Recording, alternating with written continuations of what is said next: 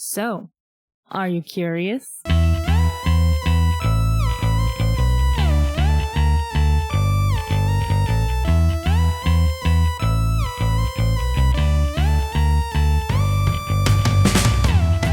to the Curiosity Codex. I am your ardent enthusiast, Kyle Olson. As the year comes to a close, I wanted to put one last chapter in the 2022 section of the Codex. In an earlier episode, we had a conversation about weaponized nostalgia. And if there's one season where that practice is brought into sharp relief, it's the holiday season. From commercials wanting you to remember the family gatherings of your youth, to the constant barrage of stories where someone is striving to create the perfect Christmas, it's less about how you feel and more about remembering how you felt. And this season, we've got several shows and films that are trying to tap into that feeling. I've invited a couple friends to talk about them and how it made them react. But first, we're going to get into what they consider to be their personal holiday classics. So to discuss the subject of Christmas and holidays and nostalgia, I have assembled my own august panel. First, podcast impresario, Pete Wright. I am singing Deck the Halls. And affable man about town, Rob Kubasko. It's the most wonderful time of the year. Hello. So previously we had discussed Star Trek and Star Wars, and it's been this ongoing conversation about nostalgia and remakes and requels and all these things. And so what time of year is more apt for this exact thing than Christmas? Like what?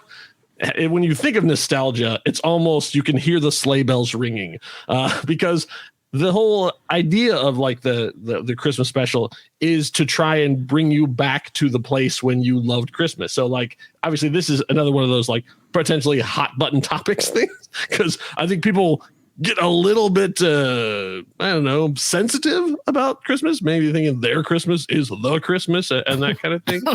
Rob. Wait, what? I'm sorry. Wait, what? Oh, it's starting already. Even it's not my Christmas. It's the world's. It just happens to align with mine. Yeah, you know.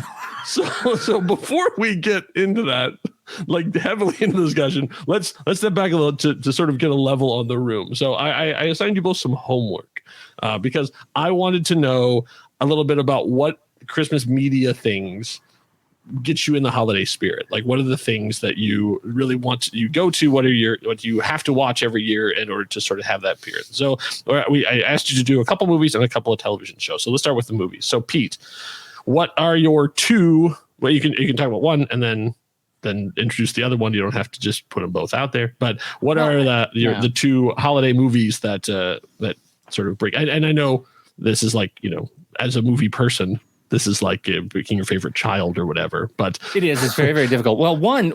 So that's easy. You don't have to rank them. Yeah. But like two examples. One of them was easy because it is a legit like Christmas movie, and it is so very much a part of my youth. Every year on Christmas Eve, my parents and I would sit down and watch National Lampoon's Christmas Vacation as soon as it was available on VHS. And then that tradition carried on for my family. So when my wife and we got married, we settled in, and that was a tradition. I said, I'll do whatever you want to do for your traditions, but this one's mine. Christmas is Christmas Vacation. Eve. Yeah, wow. Christmas Eve. Okay. And then, as my kids aged, it was the thing we did while we were doing our last preparations, preparing to go to bed, setting out cookies. Like we watched this movie right after the kids went to bed. And now the kids watch it with us as they're, onward toward adulthood. And they get as much of joy out of it as we do. So that's the first one. It is about Christmas, set at Christmas, and it means Christmas to me. And I know that's bonkers probably to a lot of people, but I have a feeling it's gospel to many others. Wow. So, okay. That's one. Do we want to round robin it a little bit? And I'll shut up now for. Sure. Okay. Now let me just ask a follow-up thing. Like, does it still have is it still funny? Yes, I mean, it is still funny. But like so many things. to you, I guess. Kyle, yes, to me. But like so many things, what it means to us while we're watching it, it's less funny than immediately before and immediately after we watch it. Because before leading up to it, we're already recounting our favorite moments and accents and finding the burnt shape of the cat under the chair and the squirrel and all the things that are so great about that movie. Then we watch it and it's fine. And then afterward it's hysterical because we're reenacting it again. It's like that the spirit of that movie brings us together as a family through comedy. And I think that's the spirit of Christmas. Okay. Wow. National Lampoon's Christmas Vacation. Yeah. Okay. All right. So Rob, what's your first one? Okay, this is tough. There's a whole lot of honorable mentions in this that I hope we'll have time to get to. Yeah. But I will tell you, for me, and it is not a thing that we do every year. It has to be Christmas Eve and stuff. Usually the house is busy with family and stuff, so we don't get to do it. But somewhere around Christmas or leading up to it, yes, we will watch A Christmas Story multiple times. This is when it starts. And I'm telling you, and here's the reason why. And we'll have a lot to say about this later because things have changed, which you will be shocked by. But here's what I love about A Christmas Story. It is my parents' Christmas. I feel when I get to watch that, I get to see a little bit of what my parents' Christmas was like because A Christmas Story is roughly late 40s, early 50s, somewhere around there, I think is what that time is that's depicted in the movie. And so I know my dad has gotten a kick out of it because it's like, okay, yeah, that was kind of like stuff I remember at Christmas. And there are the catchphrases and the moments and the things we find funny, right? And it's interesting because that movie came out. This was not a big deal when I remember when it came out. I don't remember it coming out because it came out the same year as Return of the Jedi, right? 1983. It did well, did all right. But then it hit. I remember friends quoting it in high school. Yeah. So about 6-7 years later, and then it hit a certain level of this is a cultural thing. Yeah. So I think that was sort of the TBS effect. It must have been in the same way that like Shawshank became a thing, just because it like hit it was shown on a regular basis. Right. And so it sort of became part of people's lexicon as opposed to having to go and seek it out. And it's permeated as a movie we watch because there are just the funny moments that I laugh at. Maybe not everyone in the family laughs at. It has taken new meaning because here my wife is of Asian descent. We always get to laugh at the ending at the Chinese restaurant. We always laugh about the Chinese turkey, right? Yeah, we totally kind of get a kick out of it. My wife is not too fond of it in other parts, but but the plot will thicken on this. But for me, it's A Christmas Story. Okay, well, I would say I would put those two like of a piece.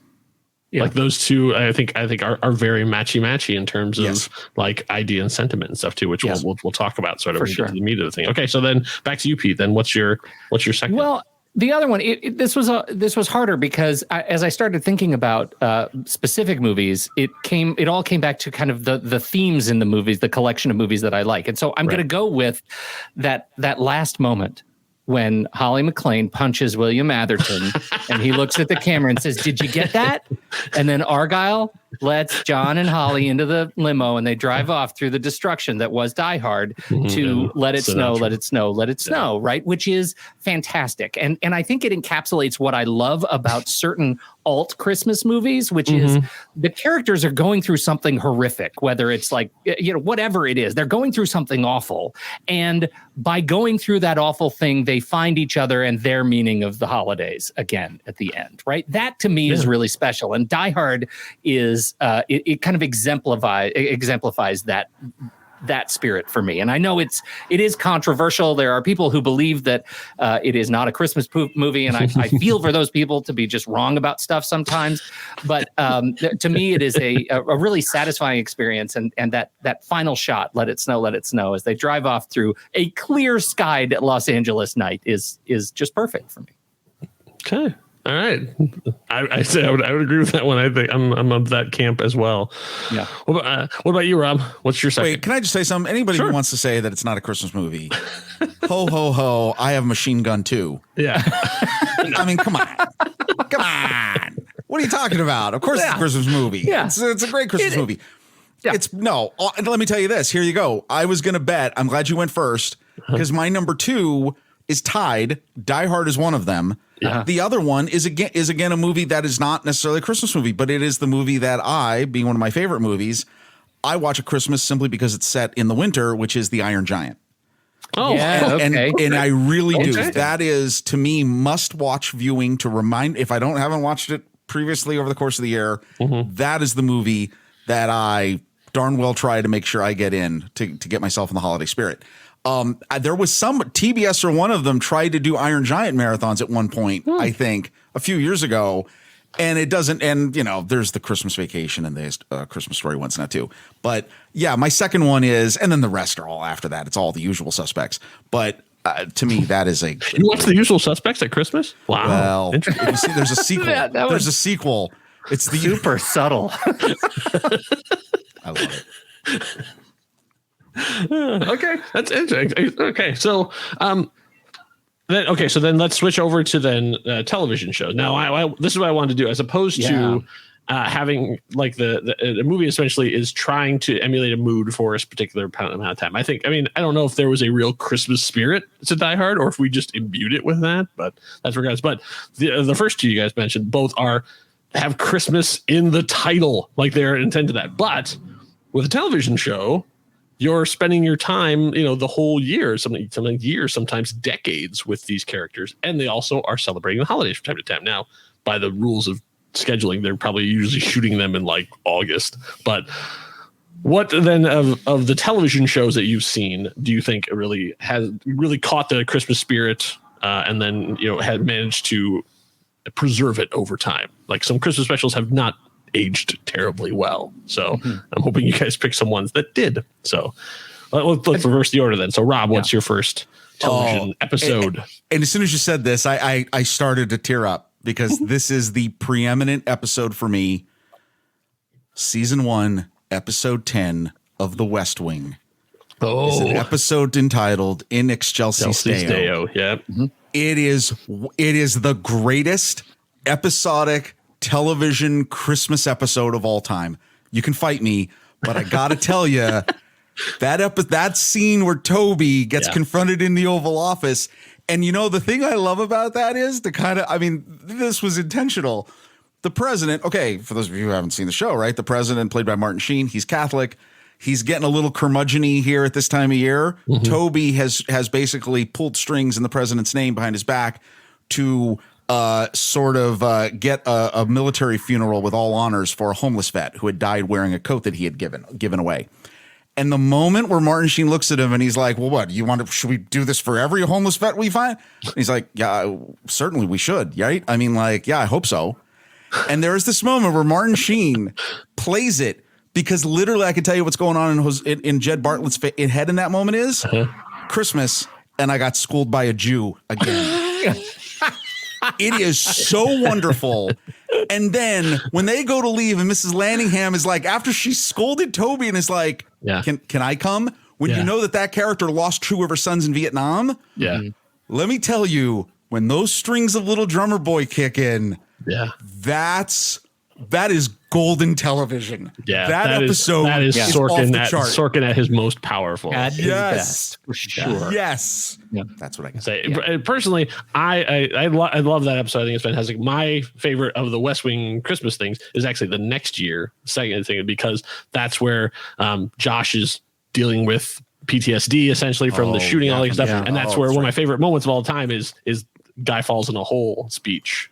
And that happens with the Christmas tree behind it and them playing and all that kind of stuff. They did good stuff. Yeah. He was doing good stuff. Yeah. Like Aaron Sorkin, he can take those iconic things and just rework them into a new way. Yeah, it's good stuff. Good choice. All right, Pete. I will say that was on my list, and so I'm glad it got taken. That is, I'm glad that's represented. I'm gonna. So now I have 3 left. So if we get to the last one and it hasn't been called yet, then I might just scream it out, even when it's not my turn. Okay. I'm going to start with a season 4, episode 5 episode, which is timey-wimey and time travel-y, and it is from the show Lost.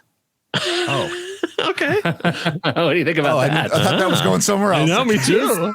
This is a whole show that is dedicated to keeping people apart from one another. And at Christmas time, we are introduced to an 8-year time gap between my favorite couple on the show, which was Desmond and Penny. Oh. And in this episode, Desmond gets to call Penny after begging 8 years prior for her not to change her phone number. And he calls her, and they are reunited.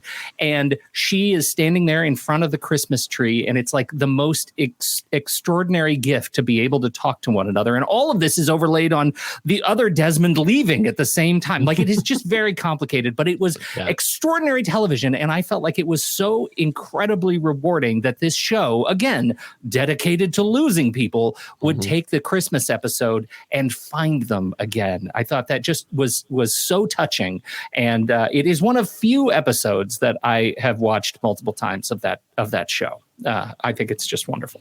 That is one of my favorite, and I'm with you on that too. I'm showing it to my teenage daughter right now, and so we're actually have just gotten to the last season. So we watched the first episode of the last season. She's like, "What is going on?" I was like, "Yes, take that feeling and hold on to it,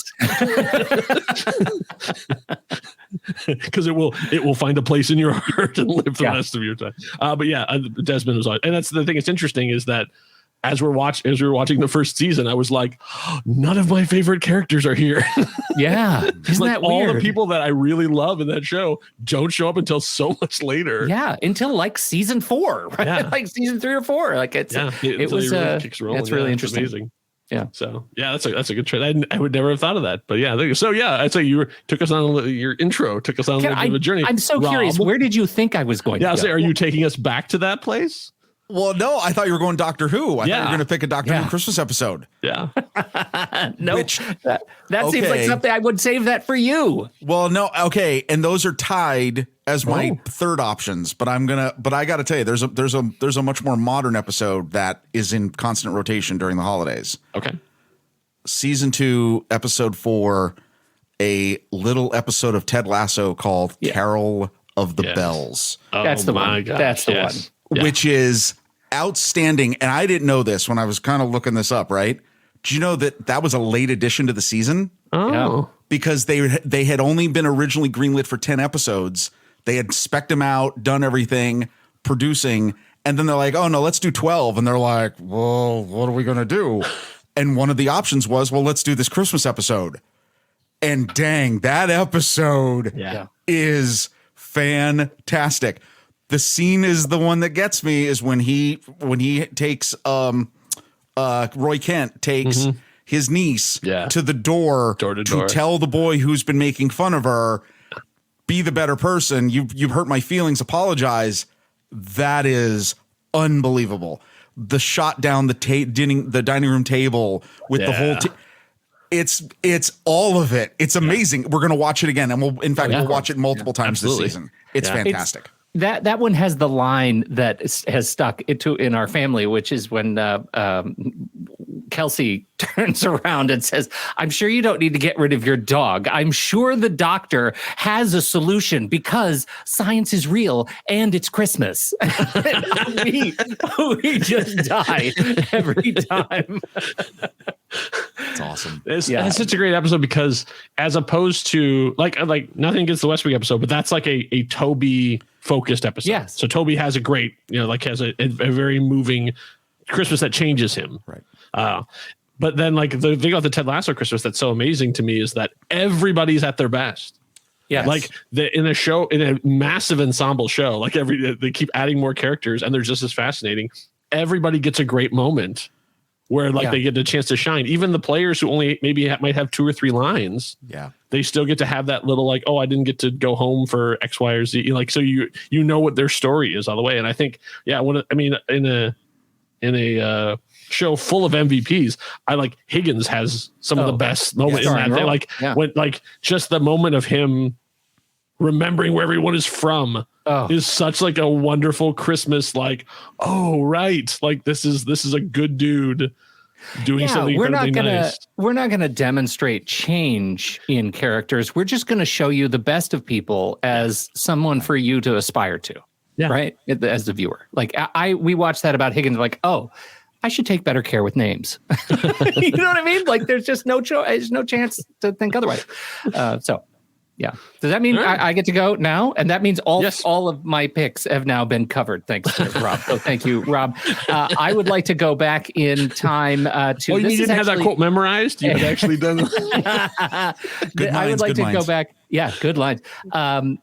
Season 1, episode 11. It is called "My Own Personal Jesus." That is an episode of Scrubs. Yeah. There's so much. I really love this and this episode because it's one of those episodes where Turk is incredibly enthusiastic about Christmas and his beliefs and his God and all of the things that make Christmas for him. And he is beaten down by medicine on Christmas Eve. He's just destroyed by it. And at the end, no matter what people do to kind of show him that all these coincidences at the hospital are really good and you're doing fine. And he's like, no, I'm not going. I'm not even going to mass. Like I'm done. I'm never going again. I'm exhausted. So many people have been left hurting. And the final sequence where Turk runs across the hospital to Nina Simone's Sinnerman and helps deliver this baby under the Christmas tree, under the star that he believes is the star that's guiding him on Christmas, the Christmas star. And he delivers his baby. All the coincidences come into play, and it kind of resolves in this like, oh, we can find our spirit and our faith, and that's why we're in medicine too. And so, it is. I think in season 1, the best of this show that uses sarcasm to deliver heart more effectively. And I think it was an episode to be very, very proud of. Plus, it gives us Banana Hammock, which was another staple of when we don't know what to say. This is what we say in our family is Banana Hammock. So season 1, episode 11 of Scrubs. That's great. I hadn't even thought about Scrubs in a long time. Awesome. That's the one we tried to show to Zoe, to my daughter, and she was like not into it. Like, yeah. The first couple episodes of Scrubs in 4:3 is tough. Yeah, it's tough. It feels old. Yeah, exactly. So, all right. So, Rob, what's your second one? So, or did I do that? No, I did already, right? Yeah. Okay, I went backwards. Yeah, I had my second. So I have just as a left field one. One of the weirdest things, and then we're going to sort of dig into the meat of it. But there was one Christmas episode that I would never have expected to actually be a touching, moving Christmas thing that I think about every Christmas. So weird. It's Special Agent Oso. So this was a show on Disney Junior. It was Sean Astin, and he was a bear secret agent. So I watched this with my kids. Obviously, I was a little too old for it. Just watches that. So I mean, like the premise of the show is basically like this girl can't tie her shoes, so they deploy Special Agent Oso with all this technology and stuff to go and help this kid do a thing. So that's every episode is basically that. Like the kid is going through just a basic kid crisis. Special Agent Oso flies through the air and then comes down and helps the kid do whatever it is that they're trying to do before that. And usually and they do it in a spy motif in terms of like, oh no, like the bus is coming down the street. Oh, so you only have 10 seconds. And he's like, as he's trying to, tie this kid's shoe or whatever it is. So like they do a whole thing. And Sean Astin's fantastic. So it was one of these like harmless, nice Disney shows that you can just have on and the kids would like it. So I used to watch my daughter. And then the Christmas special came. And so I'm probably going to get choked up just talking about it because it was such a sniper shot that I had no idea it was coming. And it's the same thing. It's like, Oso's trying to have the perfect Christmas and stuff. And he's running and he's like, but he's also trying to do his job. So he's like, he's super busy. So he's like going around doing stuff. And then all of his like people, like his support team, essentially, are working on a Christmas surprise for him, and he doesn't know what it is. So he's busy the whole time, and now he's thinking, "Oh, I ruined Christmas because I had to work. Essentially, I didn't get to do all this stuff." And he shows up at the headquarters and finds every kid from the entire run of the show is there to celebrate him and like cheer because he helped them. Now they're there to like thank him and give him like, basically gifts and stuff too. But it's like literally all like you helped me tie my shoe. You helped me pack my bag. You helped me make a sandwich. Like all the kids there. And I was like, oh, I didn't know. Oh. Like this show, this disposable show had a sense of continuity and history and actually went and no, it meant something. What you did meant something to these kids. I was like, oh wow, I didn't expect emotion from Special Agent Oso. But like every Christmas, I think about that, him coming into the room and all the kids being there. It's like, oh, okay. So yeah. So this is where things get interesting at Christmas time, especially with these Christmas stories, is that there is, like, when we talk about weaponized nostalgia, like this is exactly that. I mean, this is essentially they're trying deliberate, as opposed to having the emotion sort of be a secondary or afterthought or everything. Like, you know, as we talked a little bit about the sort of cynicism that comes along with some of the Star Wars projects, where it's like they're specifically playing chords that they know will resonate with you. This is specifically aimed at your heart, at your nostalgia and stuff too. So like sort of the two main sort of tent poles for our conversation are going to be Spirited, which is a new version of Christmas Carol, is it Another Christmas Story or Christmas Story? It's a Christmas Story Christmas. Christmas Story Christmas. That's what it is. Right. Christmas Story Christmas, which are both deliberately trying to harken back to Christmas stories that are known and loved, and to try and sort of get that feeling. And so I did not watch Christmas Story Christmas because, as many longtime listeners will know, I hate A Christmas Story. I think I saw it, once, and I was like, this is not for me. This is the nice way of me saying that. So I did not watch it because I don't ever want to watch Christmas Story again, and I certainly don't want to watch a sequel to it. But I know both of you did. So you're going to be leading more of this discussion because it's my show. I took a stand. But I did watch Spirited, and I have a couple of things to that. So let's talk about that. Where do you stand, though? Where do you stand on Guardians of the Galaxy Holiday Special? Oh yes, we can. Yeah, that, and can we throw that in? Include that one too. Yeah, I watched that one as well, and I let's talk about that too, because that is. Yeah. A little bit different because it's trying to harken back to those sort of Christmas special, like the Star Wars holiday special and that, but not specifically referencing that too. So yeah, we'll include that in our discussion too of the sort of three big time new nerdy Christmas things that are happening this season. Can we do A Christmas Story Christmas first? Yes, that's what I was hoping to do. So I say it was. Pete had that as his pick, but you seem like you have a lot to say. So I want to say start this. With that. So first of all, before you get into the new one, what is your feeling on A Christmas Story? Like Pete was very clear, and so was I. Well, how do you feel about Christmas Story, the original? Oh well, it was my first pick on the movie that we watched for Christmas. So yeah, okay. I love it. Yeah. Oh yeah, I love it because again, I take it as that it's a look into my dad's childhood, and I like the whole. Hey, guess what? Without that movie, you don't get the Wonder Years. So you know what I mean, like. Because that was clearly influenced the narrated sort of like childhood experience, right? So that would be my take on that. You might have Stand By Me as part of it. But yeah. Okay, maybe that too, but it's Christmas. So here's want to see a dead Santa? Yeah. Here's my talk about nostalgia. So I think anytime you try to make things that are trying to really reap this nostalgia that we have, you have a minefield to go through. And the minefield is one of three things: style, story, and scenes. Meaning you're either going to try to retell the same story, you're going to embody a certain type of style that you're trying to hit on the buttons of this, or you're just going to go ahead and remake shot for shot scenes from whatever this thing is you thought you loved. And here's the deal. Any type of nostalgia pool is a combination of those three things.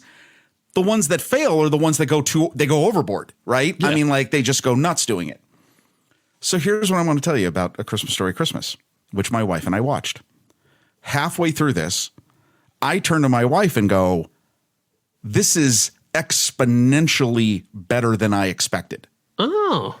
And my wife says, let me just say, what did you expect? I thought it was going to be cornball and silly and ridiculous. Okay. I thought it was going to be a waste. If for no other reason. Did you expect it to be like you were said before, like sort of a remake? I expected it to be a shot for shot, beat for beat, total remake of the original. Yeah. And I thought that this was just the lowest hanging this is fruit on the ground for HBO Max. And the fact that they even still released it meant, I don't know, because who knows what's going on HBO Max these days. But I will just tell you that if you go right now on your HBO Max app and you go through the stuff that has been recently released, it's at the end of all the tiles. Yeah. So I went in with low expectations. Halfway through the movie, I say, wow, this is exponentially better than I expected. And my wife said, who's not a fan of the original movie, said, I love this movie. Oh. And let me say that by the time we got to the end, there were a few moments I actually teared up, which I don't do in the original. It is spectacular. It is spectacular because it doesn't. Yes, there are the moments. They capture a moment, and in the credits, they'll show you the shot that they were recreating with the original, but they don't do it to where they've ruined it. They haven't ruined the moment. They've just shown that in life, there are moments that you will remember because you lived them as a child, right? This it's outstanding. It never flubs up in terms of the nostalgia pool. It doesn't do any of the really dumb things you think it's going to do to make it bad. And there are genuine moments that I was like, holy cow, you guys, like, this is better than the original. I can't believe I said this. But honestly, and yes, maybe it's because it does take place in 1973. and I distinctly remember many of the things that it shows from the 1970s. So it might be my rememberies and not my dad's that I'm like, oh, wow, this is actually great. It's a class. It is literally a exhibit in how you pull nostalgia and do it well. Pete, have I oversold it? Well, I don't want to. I don't want to like as we say. I don't want to yuck your yum, and I don't think I will. I don't think I share the same exuberance, but also note, and I have to say, just for the record, in terms of a spoiler, my dad died at Christmas last year, and this movie is about Ralphie's dad dying quite suddenly. I have to say that out loud because it kicked me in the groin very hard right up front because I'm processing that actively going into the holiday season, having just done Thanksgiving, the first one without dad. And that's very hard. So it was a struggle to get through the first act of this movie. And then we started chuckling a bit, and there are some fun, like, things around the family. Now, knowing my allegiance to National Lampoon's Christmas Vacation, there are many scenes that are direct crossovers. Like Peter Billingsley, who is screen story credit for this movie with Nick Schenk, is and also plays Ralphie and played Ralphie as a kid. So he loved the story and writes it again himself, the sequel.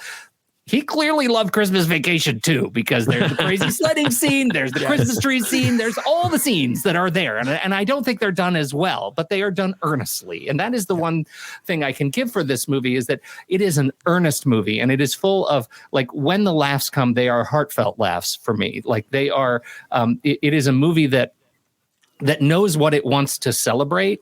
And when it hits those, like, for example, the kids who are getting bullied by the bullies on the snowmobile, because snowmobile keeps driving over their snowmen. So they build a snowmobile or snowman around the tree trunk, so that the kids run it. It is comic. It's comic goodness. Like, you know, it satisfies that funny and yet vindictive bone in us. And we all laughed at some of those bits. And by the end, to Rob's credit, by the end, my God, I did not expect to feel the way I felt for a movie that largely I felt middling about.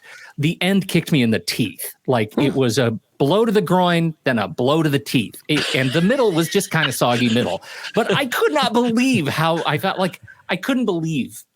You're never going to get your quote on a DVD cover. Things like that. A kick to the groin and a blow to the teeth. However, you probably could get posted up higher on Rotten Tomatoes. So, you know. Maybe you're more new media than I am. All right. No, you know what? I will tell you this. Okay, and first of all, just a side note, I have not experienced what you experienced, but my wife did, because, like, I'll never forget this. Like, 2 weeks after her father passed away, we go and, like, okay, I'm going to cheer you up. Let me take you to a movie, and we went to go see Happy Gilmore. Oh my God! And I'm just going to tell you, peace. Like, I mean. we got it, right? Like, unexpected consequence. yeah, Well, like totally didn't know. Well, and by the way, because they've teased it, and again, okay, we're minor spoilers here. They teased that the old man had passed in all the trailers. Mm-hmm. I didn't realize the movie was going to begin the way it did, which you need to see it because that was shocking. Like, I did not expect that. Yeah. But the thing that you get in at the end is to see Ralphie's his moment where he actually gets what he wanted, but in a different route was so overjoying. It was just filled with joy. And his moment with Farkas, which is the bully from the original movie. I mean, it's extraordinary. That was stunning. Moments of redemption. Yeah. No, there are moments in this movie that have no rhyme or reason to be in A Christmas Story Christmas. Yeah. Like, you literally will go, what movie is this? Like, what am I doing here? And this is a point I'd like to lodge now in favor of A Christmas Story before we talk about Spirited. This movie's third act is very efficient in terms of resolving all the threads very quickly, neatly, satisfactorily, so that by the time we get to the end, we feel rejuvenated, at least I feel sort of rejuvenated and like emotional, but open and not exhausted by its efforts to end. And I just want that out here because it's important when we talk about this next movie. I think it is. I think it is a movie that it's actually, if predictably, certainly efficiently and well constructed. It is a competent movie that delivers where it needs to deliver. And so in that regard, I think it's good. And I am not the raving fan of A Christmas Story that Rob is, but I'll tell you, right when I finished this movie, I thought, man, we should go watch the other one. Like, it felt of a piece to the first one. And that I think is not damning it with faint praise at all. Like it's solid. Okay. Totally. Now, are you, I guess, as someone who's not a fan of Christmas Story, and I don't want to yuck anybody's yum, I'm just, it's everybody has their own individual things, but are you able to like articulate why it is that you enjoy it? Or is it one of those things that like, it was so fundamental in when you watched it that it just like, it is, as opposed to like, oh no, it's actually good because X, Y. I don't need you to like give me a full review. I'm just curious. Do you have a sense of this is a good Christmas movie because X, or is it just like, no, it was always part of my Christmas. And so it's part of my, core Christmas movie DNA. Wait, are you talking about the new one? No, I'm talking about the original one. Like just for that point. I mean, like not even like old versus new or accessibility. I'm just curious, like your individual feeling about Christmas Story. Is it like I have movies like Return to Oz is one of my favorite movies, but like I can't defend it. Like I can't like sit you down and go like no, it's really good. Like because I know it's built into my DNA. Like it was one of the movies that changed me, and so I know that by the standards of it. I mean, I was on a podcast defending it too, and they're both like, really, this movie? And it's like, well, yeah, but I've accepted that. But there are like Die Hard, I think, is a movie that stands up. That anybody, you can watch it now and it's still like is solid even here as I was talking about this in 2022. Do you feel that way about Christmas Story, the original Christmas Story? Yeah, I'm going to say you were first, Rob, just because you have the floor. But no. A Christmas Story has always connected to me because I am an incessant daydreamer, and I am an incessant daydreamer to a insane level. Yeah, and what that shows in A Christmas Story when Ralphie has his moments to make himself feel better or to pump himself up, that insanity that happens, I can relate to that immediately, and I totally get it. It is what has always drawn me to that storytelling. And I love the way he does it. And the moment that they do it, they don't overdo it. But the moment they do it in the sequel, we literally had to rewind it because it is so brilliantly shot. That's all I'm going to say on that. And I realized that it was like the 10 embedded questions, Pete. But like, what is your thought on my weird rambling question? Well, yeah. Okay. So I think I have to start with first. I think it's the holidays, and probably should have said this at the beginning that I think, and I'll speak globally. I think we as an organism are more generous with our willingness to accept manipulation in terms of nostalgia at the holidays than we watched this movie in June. So I'm already primed for it. So it's set me up. I think Peter Billingsley is actually, a competent choice maker in terms of the movies that he chooses to be involved in, whether he's on as a producer of Iron Man, for crying out loud. He directed Couples Retreat, which I May Be an Island. I thought that movie was funny. So he's involved in some interesting things, and you can feel some of his DNA, that sort of DNA also in this movie that he clearly loves very much. I think I don't have the connection that Rob does to the first one. I think it's funny because of its bits, because of the bits that make me laugh. I think as a whole, it kind of leaves me lacking. So I remember the bits. The thing about this movie is it's talking to me. It's talking to the middle-aged guy who just lost his dad and would love to be a writer of a 2,000-page book that people actually like. It's talking to me directly through Peter Billingsley.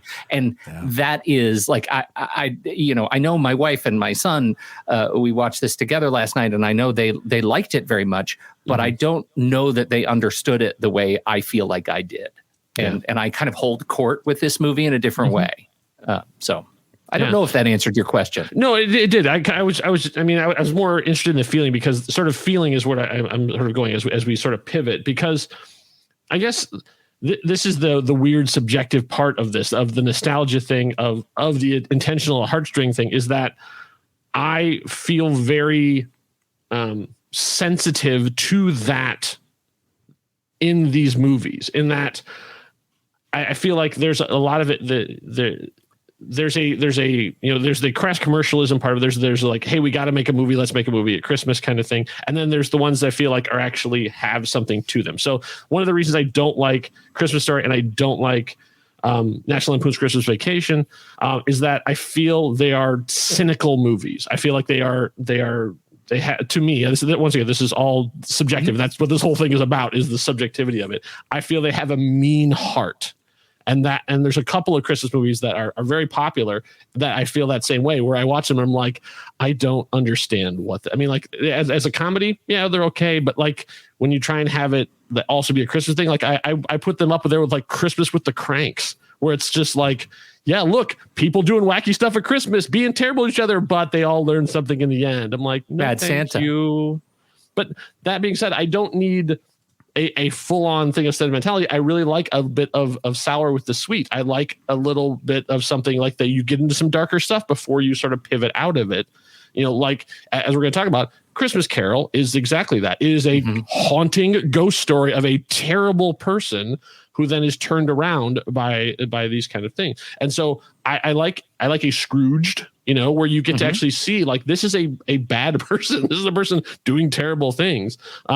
I mean, of course, my favorite Christmas Carol adaptation is Muppet Christmas Carol, because I think it does the best. It's the best music. It has Michael Caine like doing one of the best Scrooges ever, and there just happens to be chickens and seeing vegetables around him, but he doesn't care. Like, he's there to deliver like a top tier performance. He is going through these honest emotions. And so so every year there seems to be another adaptation. And I've watched diligently. I've watched a bunch of the Scrooge, even the really, really dark one that came out a couple of years ago with Guy Pearce, where I think the movie starts with someone literally pissing on Marley. He's pissing on Marley's grave, and they cut to Marley in the grave being pissed on. Like, oh my God, that's how dark. I did not see that. Oh yes, yeah. It gets into forced prostitution. I mean, it's a Christmas romp for the whole family. But I get that. Rob, I'd like your full review by 8 a.m. They oversteered like that. Like, okay, all right. They went way too bad. So now that brings us to the newest adaptation of A Christmas Carol, and that's Spirited. So Spirited is a Apple TV Plus original, so I know a lot of you probably haven't seen it.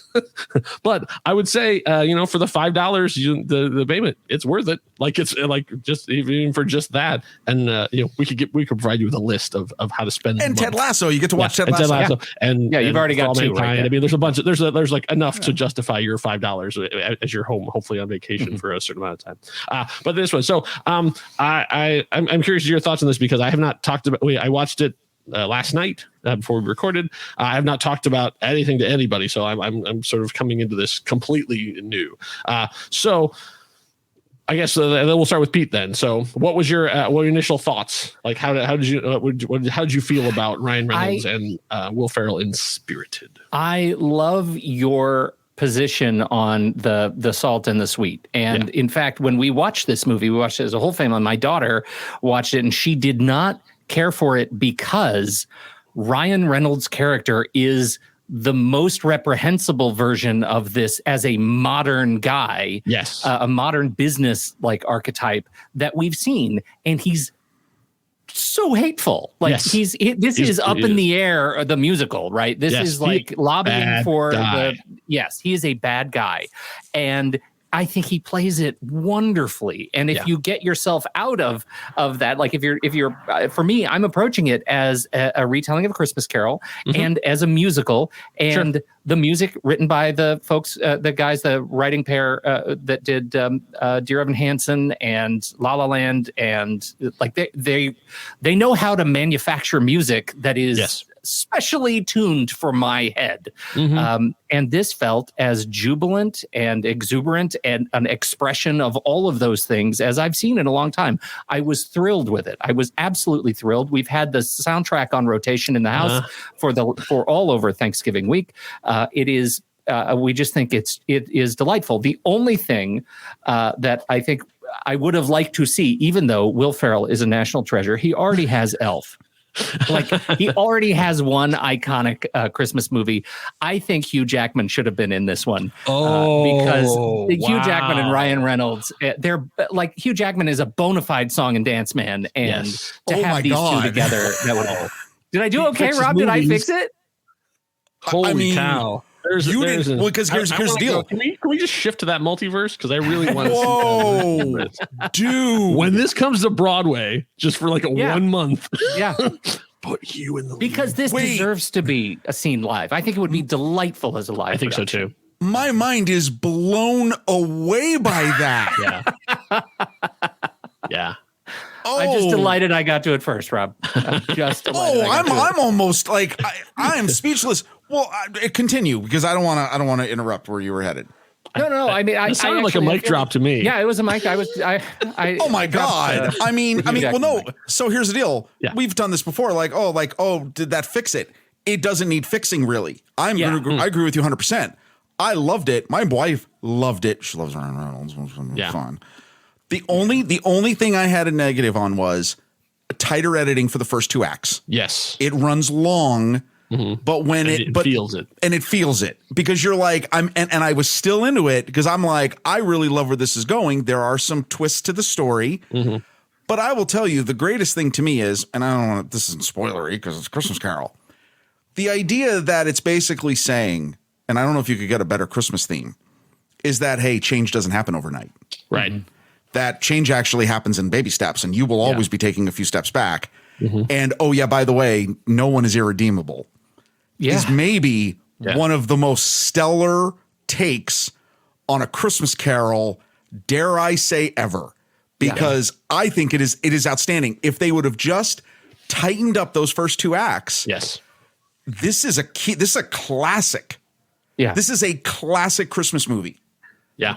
I would agree with all that.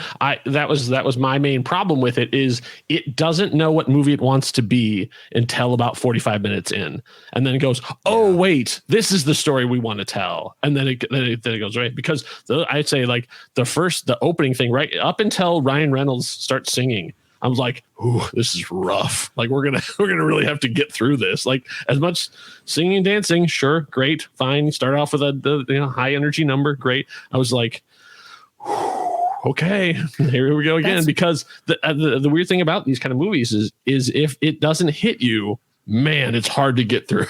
Right. In Christmas movies, especially, in the same way that if it's not your sense of humor, man, a comedy is a slog. Yeah. Like if you're not an Adam Sandler fan and you're at an Adam Sandler movie, man, that is a long 90 minutes of just like, so that was a joke? Well, so that was supposed to be funny?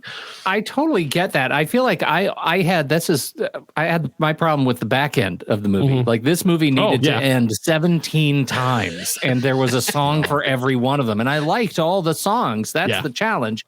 But and I think that might have been resolved had they tightened up the first 30 minutes. But man, because it's a 2 hour and like 10-minute movie, and you like by the end you feel those minutes go by. Yeah, and this is part of the downfall of it being an Apple TV Plus Studios, whatever they like thing, is that they sort of go first draft good enough. Like there is a positive side to the studio system in that there's a lot of people would be like, we kind of have this down where like at this point this has to have, they have a way of like smoothing out some of this, and that's what I describe this movie as is lumpy. Is that as you're going along, you're like, oh, now we're going to do this for a little while, but that doesn't mean anything. Now we're going to go back to here. Oh, we thought it was funny, so we just kept it in. It's like, oh, see, this is the director's cut. You really need someone to come in and trim out about 20 minutes of this movie. That is a great way to imagine 100%. This movie. This is the director's cut. Yeah, there's so many things in there that because when you find out that it's a buddy movie. It's like, oh, yeah, that's not how you make a buddy movie. Right. You have to show them it's because a buddy movie is a rom-com. Like you have to show them on parallel tracks and then they intercede and then they are changed by that intercession.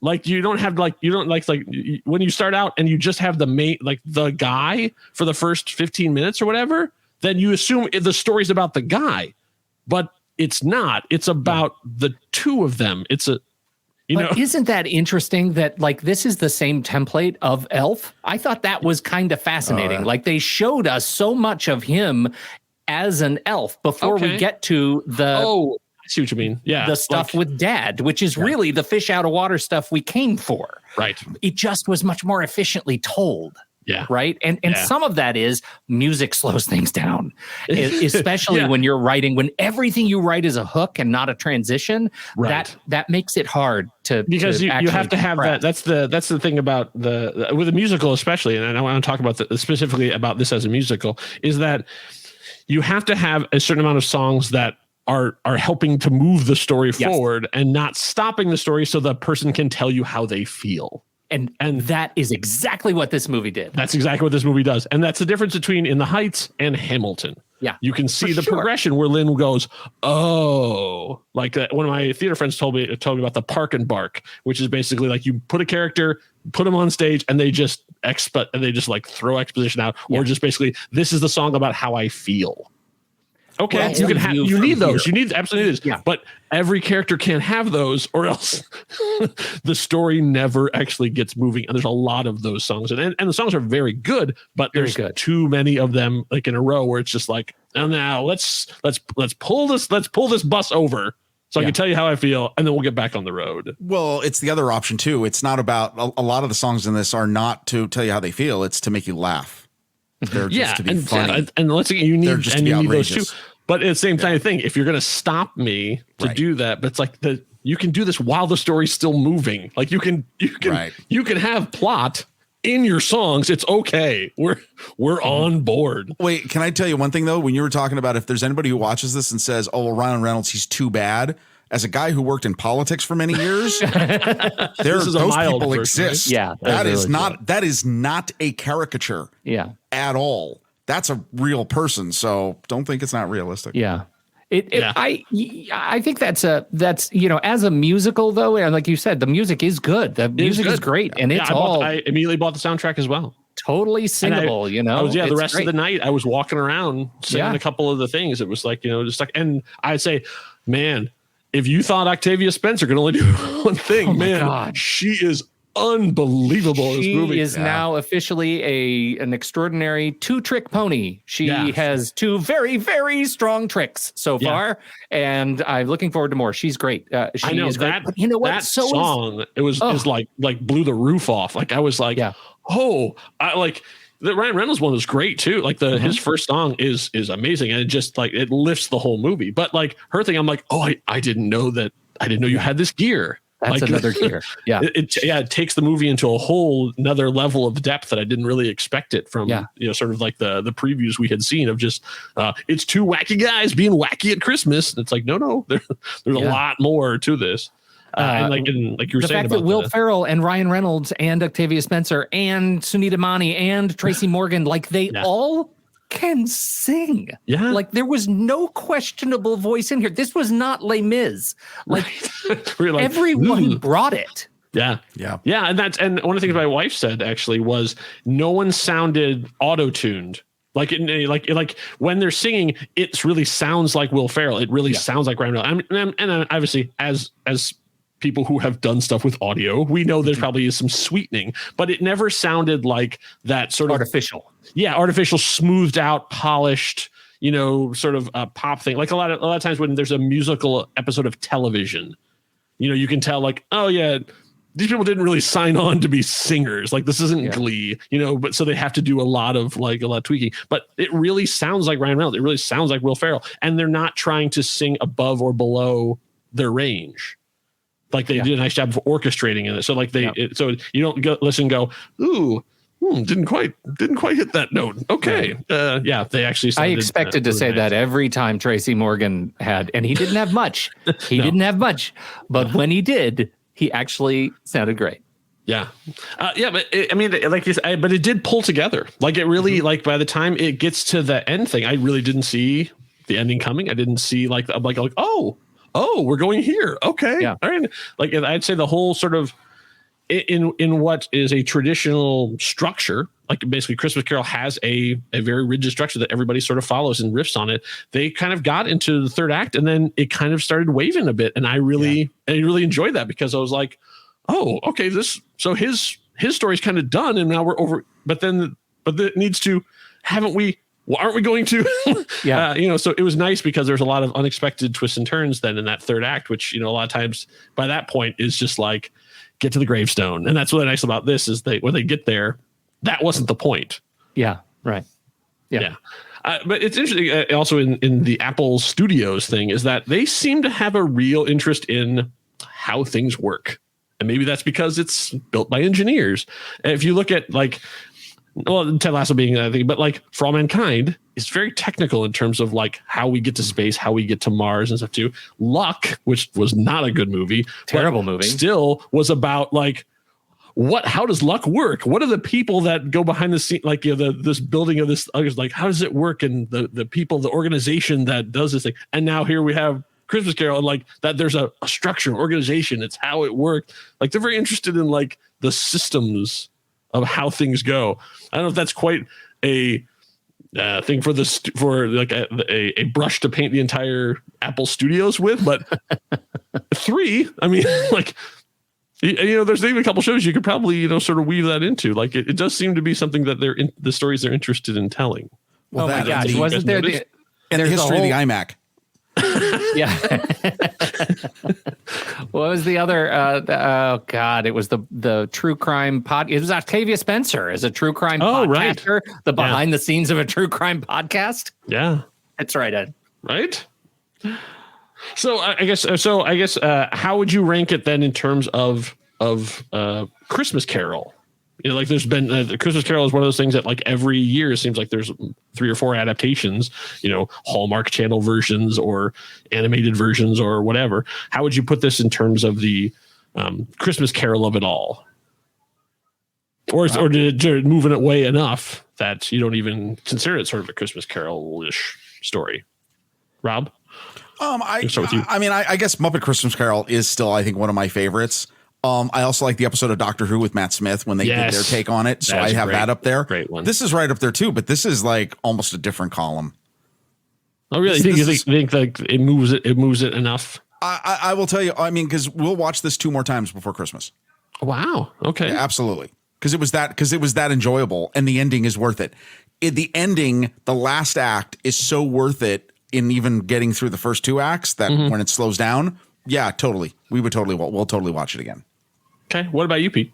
Yeah, I'm not so much a classicist, but the 1951 Christmas Carol is the first one that I saw, and it's one I've watched a few times over the years, and I hold it in very high esteem. Albert Finney did a version that I was. Yep. I've seen that one. I think that was the first one I ever saw. Yeah. It was kind of scary. Yeah, pretty scary, and of course Bill Murray is as Scrooged is at the very top of the list. This one I think introduces so much of the kind of levity and the modern sentiment, and doesn't feel like it's going so far afield that it's not a Christmas Carol adaptation anymore, right? It doesn't cut so many holes in the narrative that, or in the fabric of the mythos that I lose track of it. I really think it's very, very good. And I'm with Rob. I mean, I can already tell you that this is a thing we're going to keep singing and watching year over year over year over year. We absolutely will. We already are. Like it became cemented in our rotation immediately.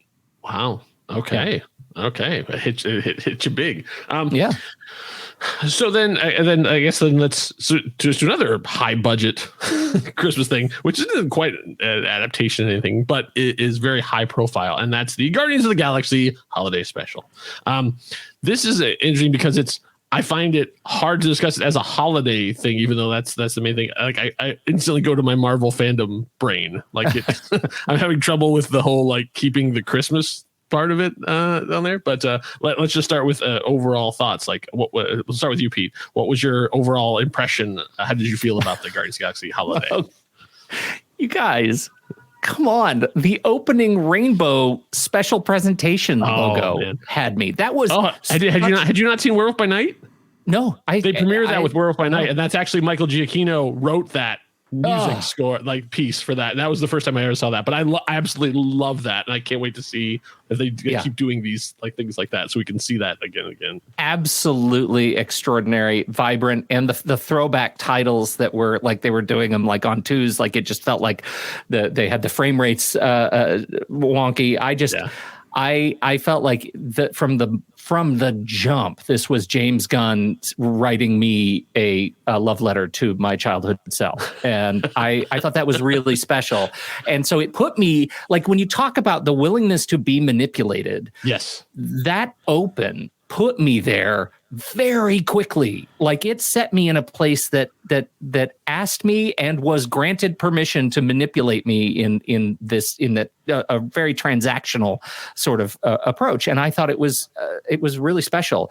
It was very simple. It's a very simple story, but it also gave me glimpses of these character relationships that we haven't seen. Mantis and Mantis's arc was actually moved forward in this thing that I think will pay off in a way in future Guardians properties. And I look forward to that. I think this was, I thought, a really special thing. And of course, they leaned in hard on the Kevin Bacon mystique, and he just loves nothing more than lampooning himself in these kinds of things, and I'm here for it.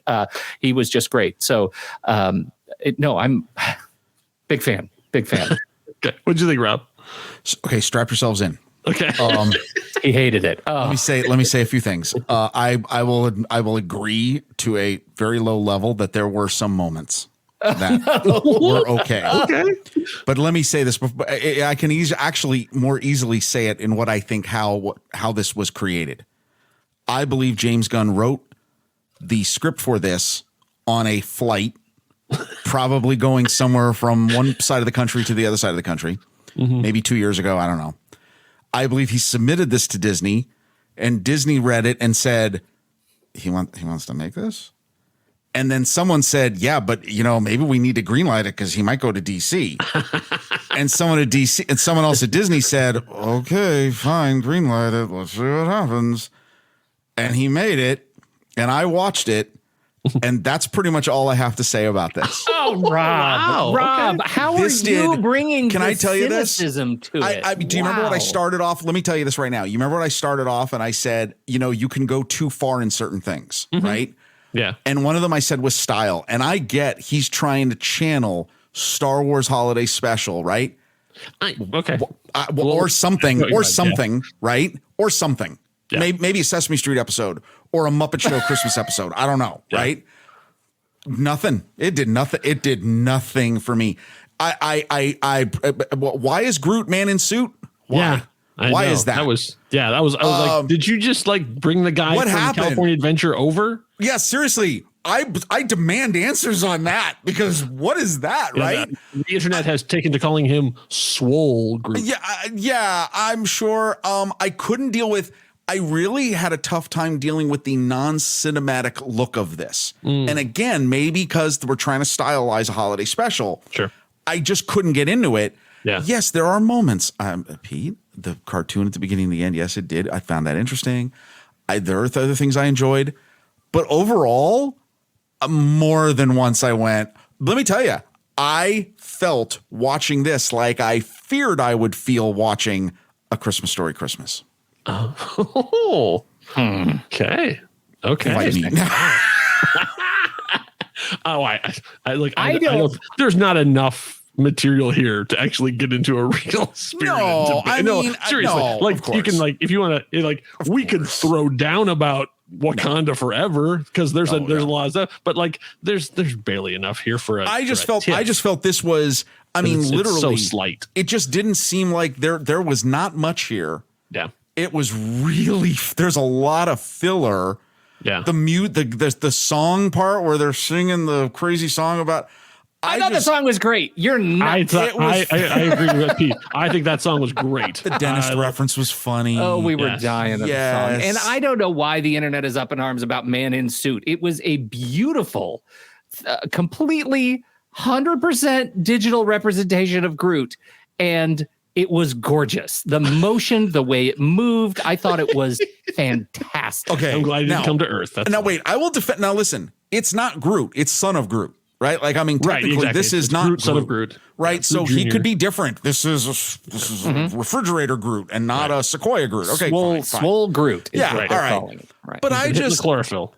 I mean, I don't know. It felt. A lot of it just felt like filler and forced. And I'm just not, I'm unbelievable. I was not into it. I don't know. Okay. Yeah. I guess I'm somewhere in the middle we're in a different universe right now in the multiverse. I'm telling you, there is a Rob. I would like to find the Rob that freaking loves this thing. He's out there because his joy is what I expected on this show. He's still weeping. He's still weeping when Ralphie's talking to Farkas in an alley. Yes. Unlock that guy from the cabinet under the stairs. I guess part of my problem with it was, I guess it's so James Gunn. Now I'm a James Gunn fan, but it just seems like they're like, I don't know, he's leaving anyways. Sure, just let him do whatever he wants. Because I'm like, wow, this is once again kind of like lumpy seems to be the thing. I was like, this is not well put together in terms of storyline. I don't know what you were expecting, though. I have to say, I think both of you, just plot-wise, I have no problem with the plot. I mean, it's ridiculous, but fine. It's ridiculous. Yeah, it's fine. I'm super happy that Palm got to be able to do. Mantis actually has a personality now. Thank goodness. She could fight. She got to do all stuff. What happened to Drax? What happened? When we introduced him, his whole thing was that he's stoic and doesn't understand metaphor. And that's where the joke comes from. Mm-hmm. When did he become just a dick? Because everything from that point, from Guardians of the Galaxy 2, I was like, wow, you're just mean and a dick all the time. And you get to say whatever you want because, that's just Drax. No, that's not. He doesn't know any better. Yeah, he does. That's the point. We've learned now he does know better and he just doesn't care. So he just gets to be an insensitive dick all the time and we're just okay with that now. I don't get just it. didn't hear it that way. Like, I didn't hear him as a dick. Like, I actually heard Drax, and I worry that some of the, like, at least in sort of nerd I think Dave culture, Bautista would agree with me because he does not like the way that Drax is written. Yeah, I know. But I do think that there is something to this idea that understanding what is going on behind the scenes with James Gunn and his career trajectory toward DC influences how you might see this property. And had he never left and had he never decided to go to DC, is there a universe there where that Kyle is hanging out with that Rob and they're watching this thing with maybe a little bit more generosity? Maybe, but if you go back and listen to Road to Infinity, the podcast that I created about the things, I had a lot of problems with Guardians of the Galaxy 2, and all those problems are in sharp display here. Like, the further it goes, the more it's like, oh, I don't like where you're going with this, and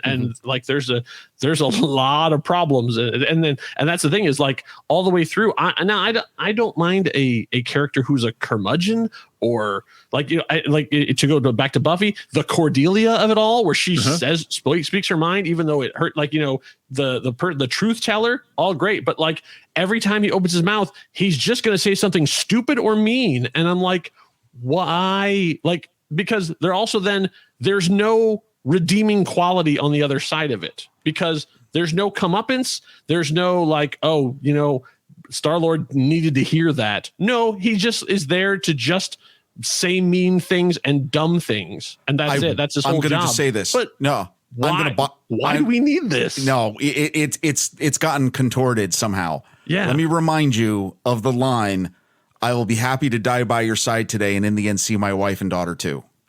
Right. I mean, where's that character? Where is that guy? Because I mean, totally agreed.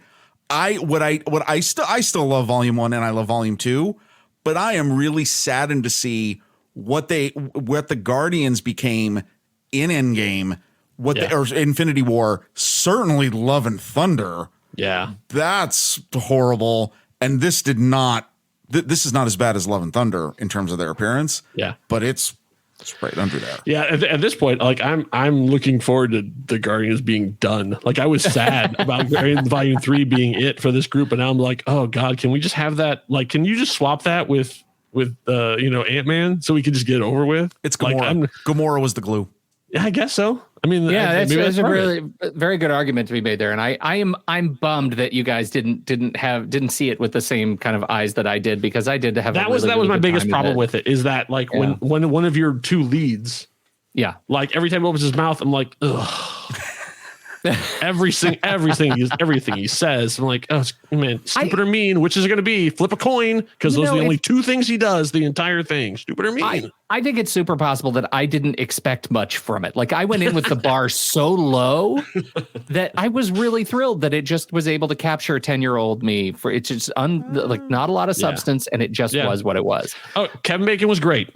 Yep, I'll say it. Okay, Kevin Bacon, like you said, he came to play. He was having a good time, and I love seeing it. Palm, I thought, was fantastic, getting to do that kind of stuff. I like the feeling of like taking secondary characters, quote unquote, and then giving them like the lead for a thing. I think that was a brilliant choice in this. It's just that was the one thing I couldn't get past, is like every time it was like, oh, these two, like, really? I mean, I'd almost rather have Groot, because you could read into whatever you wanted in that case. Yeah.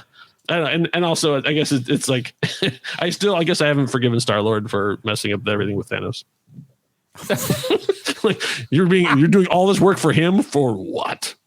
Like, what has he ever done that you need to do all this work? Haven't forgiven. Oh no, I'm kidding. I'm kidding. I know there was multiple. I understand Doctor Strange's philosophy on this, even though there's a whole other can of worms. There's a present under the tree we don't want to open at this particular time. But okay, so obviously we're not going to settle everything here. But yeah, I didn't get any Christmas sort of vibe to it. I mean, it was nice and it was fine, but like it's not something I feel like I'm going to go back and watch again. I probably will just get that song, and that'll be enough for me. Yeah, it's good. I liked that. But it's the first sort of official. Aside from Iron Man 3, the first the most Christmassy of all of the Marvel properties in all this time. That's that's how the bar we're willing to set. It is the most Christmassy of Marvel. Iron Man 3. Yeah. Iron Man 3, because Iron Man 3 is a Shane Black movie, so therefore it must be set at Christmas. I almost said Kiss Kiss Bang Bang instead of Die Hard, so another Christmas. Right. Or Long Kiss Goodnight, or Lost Boy Scout. I mean, the list goes on. Anyway, so okay, so as we sort of close down our discussion here, are there any unsung Christmas gems out there that you think that more people should be aware of, that they should direct their attention to this holiday season? Anything that you hold special or think was very well done that does not get a lot of attention or love out in the world? I'll let you think. I'll do mine and I'll give you a chance to, because I did not. This was a curveball I threw at you. One of my favorite gags of Christmas, and done very well in Guardians of the Galaxy Holiday Special, is the alien who doesn't understand Christmas, or the outsider, and then they have to explain it, and it doesn't make any sense, and they are kind of in the same way that Jack Skellington, saying when he sets out to slay with his rain gear on, and like all that kind of stuff. I like the misinterpretation, and one of my favorite misinterpretations of it is Invader Zim. Invader Zim has one of the best Christmas specials because he hears the stories and comes to believe that Santa Claus comes as a conqueror. And so he actually shows up in a huge Santa mech suit or whatever, and they have a whole song that's "Bow down before the power of Santa, or be crushed beneath his jolly boots of doom." It's a ridiculous, over the top Christmas, especially in the way that only Vader Sim could do. I always really enjoy watching that too, because it's just completely misses the point, which is one of the best parts of Zim. So, do you have anything along those lines? It doesn't have to be nice. It can be, this was the worst Christmas special I ever saw. No, wait, I just want to say, I still learn new things about you. I don't think I've realized the level of animation you have watched. Oh, yes. Because between Agent Oso or whatever, which Special Agent Oso, which you left out the point. He's a yellow panda with green accents. Oh, yes. It is really inexpensive CG that they did, even for the time. Disney was definitely cutting costs. But Sean Astin's performance is magnificent. Okay, I got two things. One, not necessarily Christmas. Well, yeah, because the ending, is it Thanksgiving? I don't know. Planes, Trains, and Automobiles. Yes. Don't forget that. It's more Thanksgiving, but I'll take it because it's holiday season. Totally holiday season. Yep. And if you really want to rip your heart out with a very short animated film, when my daughter was young, we had the 2-disc set of Little Mermaid, and tucked on disc 2 was the experimental Disney animated version of The Little Match Girl. Yeah. And I told the story of how my daughter stumbled on that in one of the shows, so I won't reiterate it here. Oh, I don't know. That's how I stumbled onto it. One time we were just doing something. Morgan was young, and we were like, "What's this?" And I'm going to tell you, wow.